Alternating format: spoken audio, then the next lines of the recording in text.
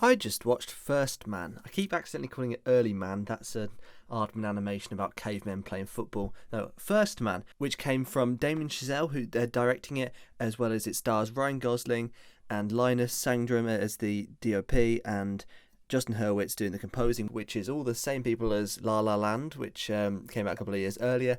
And they're very, very different films, which I respect, to be honest. I have a lot of. What I love about cinema is how it's so different. It's this film you watch today is different to the film you watched the previous day and day before that. Like, I love the variety. So I think Damien Chazelle intentionally choosing to do something different for his next feature, I think, was great. I mean, he did 2 films about music. I think basically what it boils down to is I find this film. I don't want to sound like Martin Scorsese, but it's a bit of a theme park. It's it's an IMAX experience. It was like Gravity or like Avatar or Dunkirk, except whereas they're the whole movie, and Avatar is not very good. But Dunkirk is great, and I liked Gravity a lot too.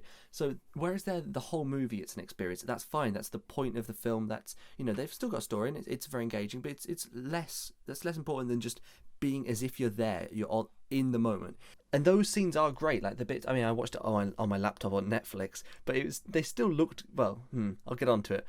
But those scenes, the 70mm space scenes, they looked great.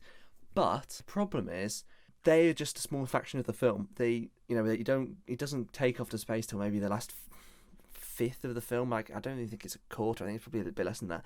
And then there's a few space bits before that, and they're all great, but the problem comes with the rest of the film, which is just a biopic about Neil Armstrong. And I feel like I didn't learn very much from. I didn't know anything about Neil Armstrong other than he walked on the moon, and I didn't really feel like I learned very much. It was basically just a depressed man and his wife who he had no romantic chemistry with because they got divorced later, and he's just sad about his kid being dead. And then all the other characters, like Kieran Hines is in it quite a lot, and like I know nothing about his character. I mean, I know he's like the director of the manned space project, but I have no idea what his name was. I just knew nothing about him as a person, and just everyone I know nothing about him. Like, we got Neil's mate Ed, who was Jason Clarke. I mean, I remember his name was Ed, but other than that, and personality, I just don't know who these people are. And like, the only one who had a kind of personality I could tell that was more than just generically sad is his wife, played by Claire Foy, who I thought gave a good performance, but again, I don't think she was likable particularly. I didn't really root for them. I just think in general the film, most space films have a real sense of wonder to them, and there's a joy to it.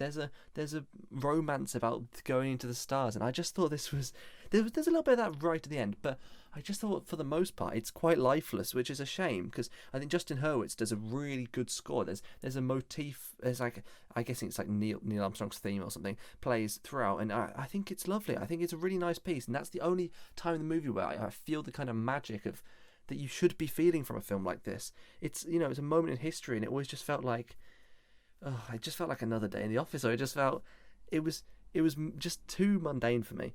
So I think it was very well shot. I think Damien Chazelle did a very good job with, not epicness. I think that was great. For the most part, my issue with that though is that there's a lot of shaky cam, which I've heard some people criticising, and I personally loved it for the bits where they're taking off and they're landing, and you also hear the sounds of the rattling, like the screws aren't done in properly, and like it feels like, I mean, that's what it's actually like on a plane when it's taken off. You hear everything rattling, and I think the panic was great. It made you feel like, is everything going to plan? Is it meant to be like this, or is things going catastrophically wrong? Like, you can't really tell, and I loved that. But there's still like shaky cam in just the dialogue scenes on Earth, and I would have thought if they were sort of locked off calm shots, then I would have said that contrast would have worked better. No, I think on the whole the direction is very good, especially in its high points. It's really good, but I think the screenplay is a bit weak. I mean, as I said, like, I didn't learn very much as a biopic, but I just don't think that there was no line of dialogue I thought was particularly interesting. And just no one did anything in any of the scenes. Like, most of the time Neil Armstrong was just silent. That could have been something for his character, but he never showed any emotions either. And it was just, I mean, yeah, I think the only character who was sort of a character, like an actual person I can be like, okay, I know who this person is Buzz Aldrin, and he's barely in it. Him and Michael Collins are just glossed over right at the end, and the fact Michael Collins wasn't with them on the moon and stuff like that was just not even mentioned. Like, it's just 1 second he's with them, then he's not, no explanation. I thought that was so stupid.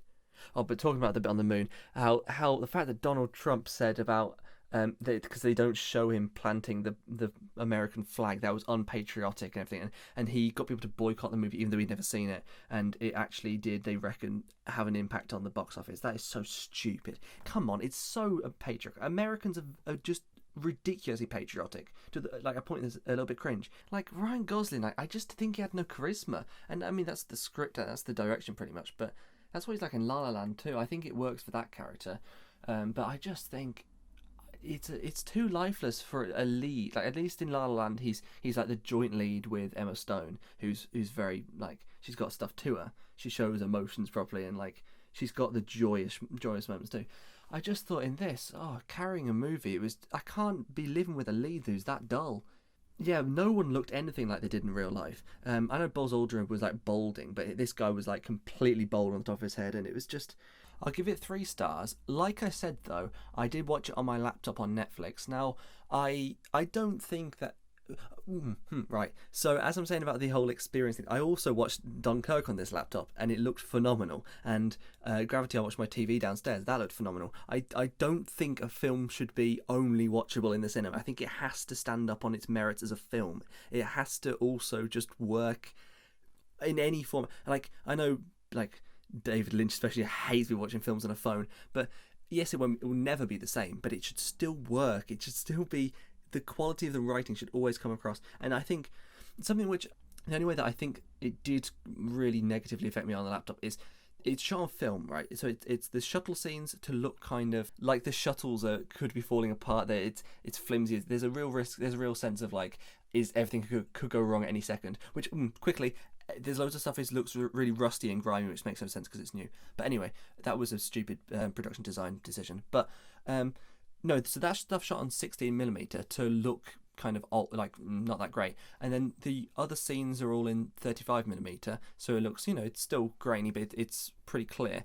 And then the moon is 70, and that looks amazing. But Netflix is I don't know what's wrong with that. I notice it every time I watch something shot on film on Netflix. Their codecs don't do. I've not had anyone mentioning this, but it's something I notice every time. Their codecs are terrible at compressing stuff shot on film. Just, I don't know what it is about the film grain, but it's got the lossy codecness where it's like blocks of color, but it's not blocks really. It's like weird shaped lines, and it just looks like, I don't know what's wrong with it, but some of the scenes in the shuttle in 16mm looked like I was watching a 480p YouTube video. It may be 360. I mean, it looked terrible, and yet I've got the highest quality version of Netflix.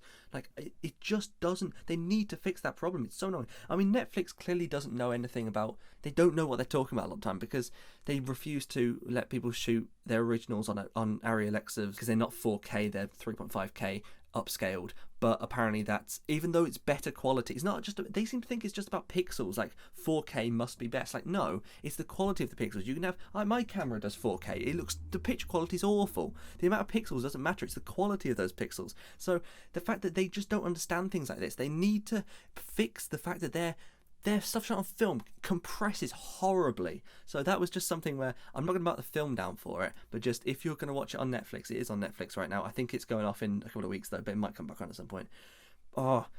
Just watch out. Just to let you know, it's watch on Amazon or something. Don't watch it on Netflix.